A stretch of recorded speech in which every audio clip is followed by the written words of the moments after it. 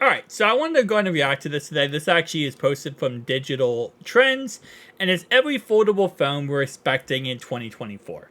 Now, I believe this is every foldable phone we're expecting in, like, international release, not just, again, China or not just America. I think it's international. So, I believe at least. If it's China too, then this list would be 1,000 phones. Although Samsung foldable phones in China actually went down, like the market went down for them. There's not selling as many, so that's definitely a little bit of a problem. But the first phone they have here is the Galaxy Z Flip 6, which I think we all expected. The Z Fold 6, Z Flip 6. These phones are coming out in July.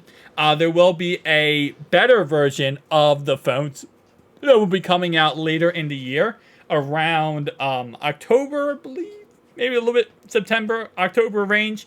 And these are going to be the Z Fold 6 Ultra model. So the Ultra variant of the Z Fold 6 will come out that time period. But Z Flip 6 and Z Fold 6 are going to be coming out in July. The next phone is the Z Fold 6. And again, this phone, I will say overall wise, I wouldn't recommend getting it.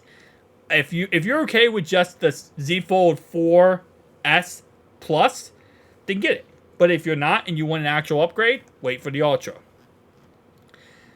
The Z Fold 6 Ultra. Again, this is going to be what's actually, impressive. And this is going to be what competes with the Pixel Fold 2 and the OnePlus Open 2. We're going to see this phone actually compete with, those phones.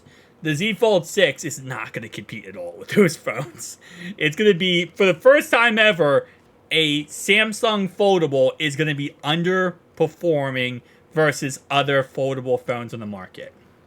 The Pixel Fold 2, I like the Pixel Fold 1 better. I'm just going to say it. That's just my personal opinion. The OnePlus Open 2, which will just be the Oppo Find N4 remastered or revamped, as always. The Motorola Razr Plus. So there's going to be two variants of this like last year. Again, this is the easiest way to join the flippable phone market is to go with Motorola because they always have the cheapest prices for these products, which is always nice. And again, Motorola Razr regular also. So, yeah, okay, so they're just going for international releases. I kind of figured they might. I figured they probably won't go for overall wise the, all the variants because, again, there's a lot. When you really start going down the rabbit hole of different phones that are going to be coming out, that rabbit hole is endless. There's no ending to that rabbit hole. So, guys, tell me down below your thoughts and opinions. I'll see you guys next one.